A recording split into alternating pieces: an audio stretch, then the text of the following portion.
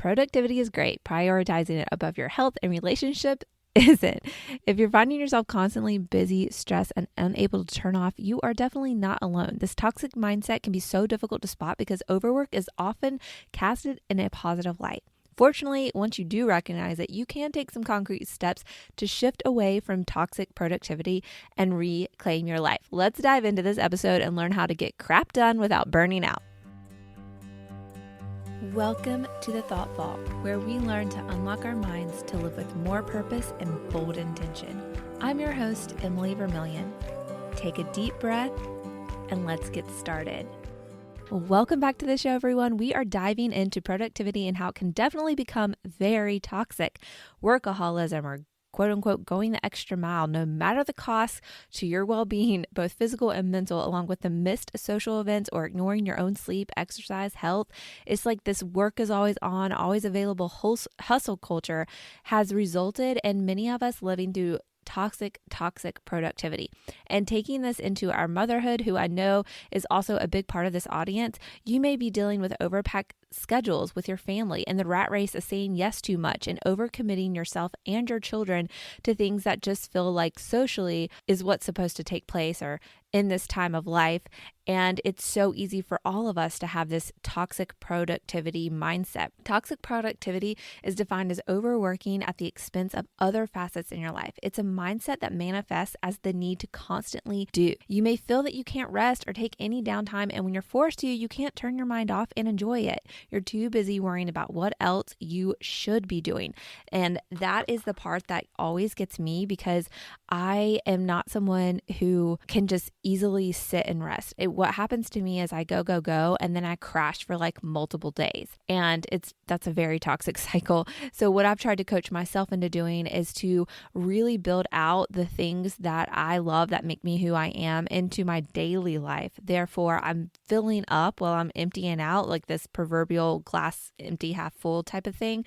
And if you're constantly pouring, we all know you can't do that for so long. As remote work has become more common, the boundaries between work and life have become so blurred, and many home workers feel they must prove that they are working, so they're on even more. And this can make it so much harder to put aside the job and focus on yourself and have that work-life balance. I know for just my husband's sake, who has a corporate job, very demanding, when they had to go remote, obviously there's pluses to working remotely. You know, you have a little bit more at the start of your day, more time at the start of your day, because you're not having to leave and get there. You also can get by with not having to get fully ready for the day. So there's small pluses. But honestly, he felt so overwhelmed too, because it is that concept of, well, now you've got to prove that you're working harder, because everyone knows that everyone's at home. So it's like, if you're not on, oh, what are you doing?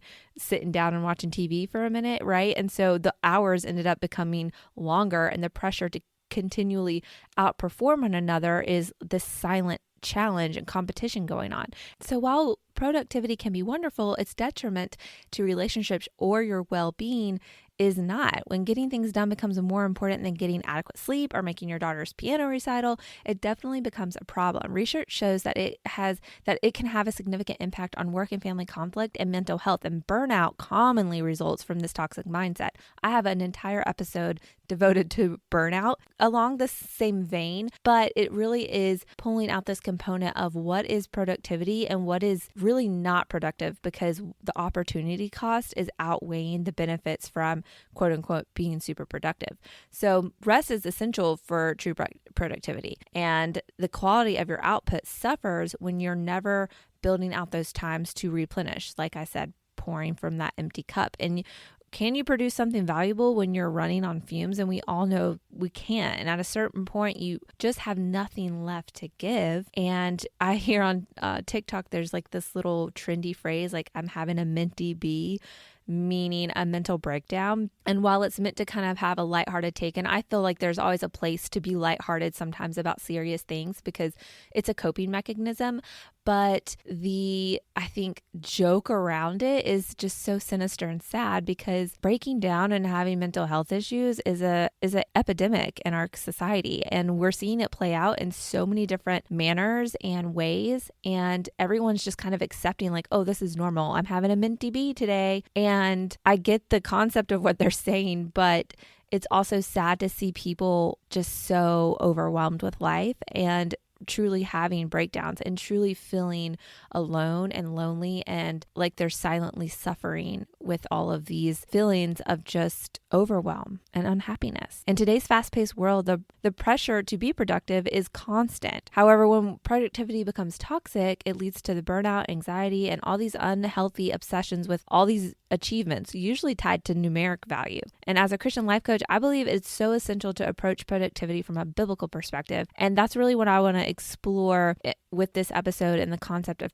toxic productivity, and really kind of narrow it down to 5 tips because I like having lists and being able to remember things easily. So I've kind of narrowed it down to 5 tips to help us overcome this toxic productivity and draw on wisdom from the scriptures to help us remember to remain focused on our true purpose here. So let's jump into these 5 tips to overcome toxic productivity. Number 1, focus on what's important, not just what's urgent. It's way too easy to go through the day being pulled from fire to fire, urgent task to urgent task. And moms with little kids, oh my goodness, and corporate gals and people who own their own businesses, whatever type of work you do inside or outside the home, there's because we are constantly in contact with each other, i.e. phones and email and all this stuff, your day is getting interrupted constantly with other people's problems and other people's issues. So in the rush to get everything done, we end up focusing only on other people's priorities and forget about our own. And even worse, it can feel like there's nothing you can do about it. You're just trying to put out this fire, answer this question, get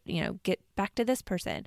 So to combat this, try reframing your to-do list so that what's important is not always the same as what's urgent. One great way to do this is this matrix is called the Eisenhower matrix, and it's just a way to help you compartmentalize your to-do list. And you basically have 4 quadrants of buckets, if you call them, for your task. The first one is urgent and important, not urgent but important, urgent but not important, and neither or urgent nor important. So the first quadrant, urgent and important, is clearly your top priority. After that, make time each day for something from quadrant 2, which would be not urgent but important. 3 and 4 should be avoided until you've got the important things done, because what that helps you do is you are really taking and making progress on the things that truly will impact your day-to-day life, because they're things that need to get done. You've set an importance on them for a reason. So it might be a deadline you have for work and you keep having to put off your own responsibilities because you're answering all these fires. And so what's going to happen is you're going to be burnt out from putting out all these fires. And then when it's really time that you have to get your deadline met, you are going to be so burnt out, so overwhelmed, so anxious, because now the buck stops with you and you're in a bad situation because you haven't been able to get to it. This Eisenhower matrix really helps ensure that you're making progress on things that are meaningful to you and your life, either personally and professionally. And one way I think about it is read through the scriptures and learn about Jesus's life. He truly is present in what he's doing. And when he has a purpose and a mission, he is on his way to do that. He doesn't take away from it. Like when Lazarus died, his best friend, he was a couple days away traveling wise to get to Lazarus' family and where he is. And he stayed where he was to finish out his quote unquote, his job there. What he was doing was important and he needed to focus on that. He couldn't just immediately go and deal with this situation with Lazarus. And so there's so many moments also when you see God really putting an emphasis on our time, our priority, Sabbath, all these things really matter. And we're going to keep getting into that. So let me go on to number 2. Number 2 is practice healthy detachment. So this might be a new term in your vocabulary. However, it's also one of the most powerful things you can do to break free from this toxic mindset and avoid the burnout. In Matthew 6:33, Jesus instructs his followers to seek first the kingdom of God and his righteousness. Toxic productivity often leads us to prioritize worldly success over our relationships with God. And as Christian believers, our primary primary focus should be on aligning our goals and actions with God's will. Begin each day by seeking God through prayer and studying His Word and allowing His wisdom and guidance to shape your priority and actions for that day. Trust that as you seek God first, He's going to provide your needs, your replenishment, your wisdom, your understanding, so that you can approach your day with a biblical purpose, which helps lead your disposition for the day, and know that your job, your motherhood, your whatever role is not your sole identity. You are first God's child. There's a phrase coined by Laurie Rudiman called professional detachments, and this is like in the working world, and it's defined as an understanding that your role at work is not the core of your identity. So Matthew 6:33 is Jesus is saying this, like, seek first the kingdom of God and His righteousness, because from that understanding, you know that all hell can be breaking loose at work, but it doesn't define you as a failure or you falling short or whatever. That is a part of your life. It is not your entire identity. And we see this playing out in so many different areas of life today, just with even politics. People's entire identity in this society that we're navigating through right now is their politics in some circumstances. People's entire identity. They've created politics as their religion. They literally cannot see anything a part of their life apart from that. Right? Everything they do in life is through the lens of their political affiliation or whatever they're aligning themselves with. And it's creating such divisiveness because it's, number one, not rooted in Christ. And number two, it is creating we're nuanced people. Like, God made us that way, right? And so when you're putting all your eggs in one basket, so to speak, you are very unbalanced. And so the way that we understand that there should be this healthy detachment from certain things is you start by understanding that you're not your job. Your career is just a part of your life. Your motherhood is just a part of your life. If you miss the mark on something at work, it's not reflecting your worth as an entire person. And the only thing that's going to give you a lot of foundation in that and strength and confidence is the Word of God and knowing God and having a relationship with Him. Because when I am drawing near to God, there's not much that can shake my disposition. There's not much that can shake my confidence, my ability to reason. And so what we find is when you're unbalanced, your ability to make decisions goes way down. And a lot of it has to do with like just normal mental health, and then also just the stress that your body endures from stress, and this overachieving perspective, this toxic mindset truly impacts your hormones. It impacts your physical health. And so such a myriad of issues, symptoms, so to speak, come out into the open when we are living unbalanced. And so it's very important that we work on being a well-rounded person. And the first building block, the cornerstone, the main start of any strong foundation is, for us as believers, our faith in God. And the only way we can have that is to have a relationship with God and know what His Word says, know what the truth is of who God says we are in Him, what our actual identity is. So number 3 is schedule time to do nothing. So it's kind of going off on a tangent on number 1, starting to talk about rest and all that stuff. So take some time each day, and if that's not possible, definitely each week, to shut off completely. Here are some ideas that you can do daily. You can go for a walk with no destination in mind. You can have meditative prayer, sit and just pray and meditate on God, a specific verse, lie in the grass and watch the clouds go by, go bird watching. These activities are purposefully unproductive. You're not only doing them for their own sake, rather than to achieve some larger goal. Over time, you can counteract the constant need to be productive by giving your body stillness. And it's not that it's really unproductive, but it's unproductive in our thinking of it and what we've defined as productive in our society. But that it's productive because just like God tells us, we must rest, we must replenish our soul. It's because that is the only way with which we can healthfully go forward in life. We have to take care of ourselves. So daily, you can have these little practices. I mean, even if it's just like the other day, for example, I'm so used to having a podcast on, listening to an Audible book, playing music when the kids are in the car. Like, there's always noise in the car. And I had a longer ride. It was probably like 30 minutes. I was going to a doctor's appointment. I literally rode in silence. And it was so funny because when I got there, like when I went to park, I was like so relaxed, and I was just sitting there thinking in the waiting room, I was like, gosh, I'm so relaxed. I was like, I didn't listen to anything on the way here. Like it was just so quiet, and that was so refreshing. Like I noticed that it was quiet because like it never is. And as a mom, like you're probably laughing because it's literally never quiet. But my body needed that. Like I could notice a true difference in my demeanor and like just my attitude and the feeling I had inside. I was just a lot more relaxed. So little things can make a big impact when you are being purposeful about it. So weekly, obviously embracing Sabbath and embracing a day of rest. Toxic productivity often neglects the importance of that rejuvenation, and the Bible emphasizes the significance of Sabbath rest, a dedicated day to rest and worship. And in Exodus 28-11, God commands his people to observe the Sabbath, recognizing that they need physical and spiritual rejuvenation by setting aside time for rest. We honor God and acknowledge our dependence on him. Incorporate this intentional rest into your schedule. Prioritize that time for worship and reflection and relaxation.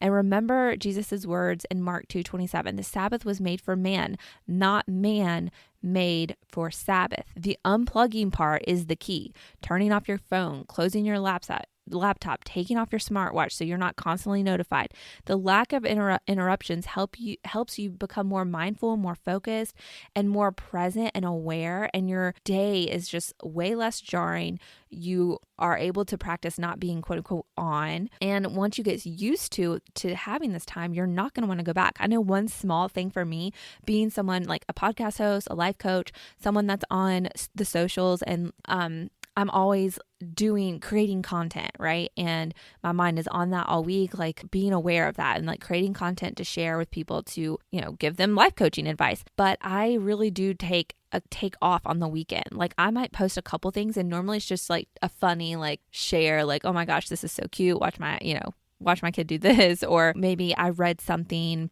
and I thought it was just really kind of eye-opening, and I might share that. But really, I take the weekend off from social media. I'm not posting. And when I come back on Monday, I feel like I have so much to share. I'm energized to pour into quote unquote my audience, whoever the two people that might be. And I feel excited about sharing, excited about pouring into others because I've replenished. Also, I know like naturally it's interesting because like naturally on Sundays, I am exhausted. So like coming back home from church and just like vegging the rest of the day is normal. And I think it's because even if I'm not being intentional, like, oh, today is my Sabbath, today I'm resting, naturally my body is done on day 7. And I think God created that for a reason.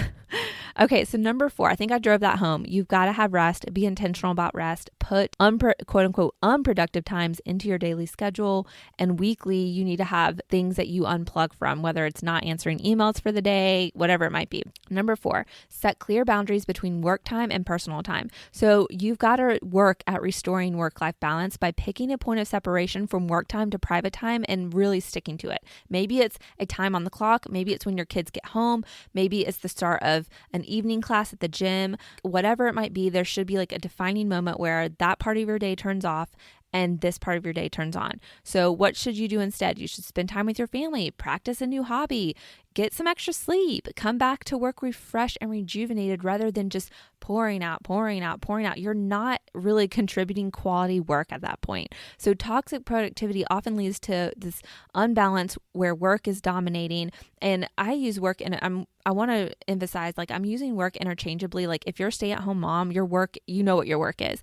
You might be staying at home, but people get paid bukus of money to take care of children all day and to do all the responsibilities. I don't have to go into that, but work is whatever you are having to expend from yourself for the sake of your lifestyles, whether it's you're the primary caretaker of your kids, you're working out of the home, you're working in the home, you're doing both. Listen, I'm doing that. I'm a working from home mom. It's insane. And I'm the I'm a wham and a Sam, whatever. So where work dominates every aspect, like it's so depressing, honestly. And Ecclesiastes 3:1, it reminds us, for everything there is a season and a time for every matter under heaven. God created seasons in life, including seasons of work, rest, and leisure. You've got to strive for balance. No one's going to hand it to you. People are always going to want to take. People are always going to want you to work more for them, answer that email, take your kid to do that, all this stuff. People are always going to want more from you. It's your job to have enough mental strength and fortitude to put in boundaries in place that are intentional, that are life-giving to you. And ultimately that's life-giving to your family. Allocate the time for your hobbies and self-care and recreation. Remember that true success encompasses all parts of your life, not just one set of achievements. So moving on to step 5 is value relationships. And this naturally kind of comes on the heels of this because toxic productivity can really cause you to neglect relationships. Prioritizing tasks over people is a recipe for disaster. The Bible emphasizes the importance of loving and serving others. And in Mark 12:31, Jesus instructs us to love your neighbor as yourself. It is one of the highest callings. Disciples asked Jesus, what is our purpose? Like, what is the most high thing that you can do? And his answer is love the Lord and love your neighbor as yourself. Like, that is literally it. And you notice he says, love your neighbor as yourself. So that includes, you've got to love yourself. You love God above all else. You love your neighbor and you take care of yourself. So you've got to make time for meaningful connections with your loved ones, your friends, your colleagues. You're supposed to be part of the community. So nurturing relationships, showing kindness, empathy, compassion, being there, answering the call for the meal train, whatever it might be, those are parts of life that are valuable and they feed your soul. So remember that people are of greater value than any achievement you can have, any tangible asset you can have. Your only legacy is how you leave people. Let that hit home. Your only legacy is how you leave people that you've been in contact with your life. No one's gonna give a rip about your house. No one's gonna care what car you drove. No one's gonna care how much cash is in your bank. No one's gonna care about what your clothes look like. No one's gonna care about any of that. How you made them feel, what you taught them, the wisdom you gave them, the time you spent with them, the love you shared, the empathy you pressed upon them, the compassion you gave them, that is your legacy. And as a parent, that is what you're teaching your kids. Think about how you want your grandchildren to act in this world. That is your legacy. People are taught how to be in this world. People are taught how to nurture. As Christians, we are taught how to be the light. We are taught how to be believers, how to be in this world, not of it, but in it. If you're not in this world, you are doing a grave disservice to the Lord because you're meant to be in action. You're meant to be in community with people that are around us. And that is because the greatest impact anything can have on your life, number 1 is the Lord. And number 2 is your connections with other human beings. Your calendar is probably crammed with meetings and appointments and all this stuff. They say on average, people have 62 things a month, like between meetings, appointments, like obligations. They have 62 a month. That is a lot. And so folks are trying to squeeze their actual work into just a few hours, because think about it, if you have 62 appointments, you're having to work outside of those 62 obligations. You're having to live your life outside of those things. And we have to leave work and pack in this personal life. So if you're a mom or work in your life and you're working outside the home and you're a parent and you have kids and you have to work, I mean, everybody has to work. Come on now. I'm not suggesting we don't work. We have to live, correct? But you have to figure out that like you can't be what I talk about is like straddling the fence. So most of us are trying to do more than one thing at once, and I know moms are super guilty of this because it's just inherent. Moms are taking on the majority of the brunt of the family activities, the family schedule, the push and pull. And that's not a rule. There are exceptions to that. My husband is very involved, very hands-on, very helpful. But even he will admit that the majority of that kind of stuff still falls on my shoulders. He will be there to help me. And, heck, sometimes he's reminding me of things. But by and large, it falls on me.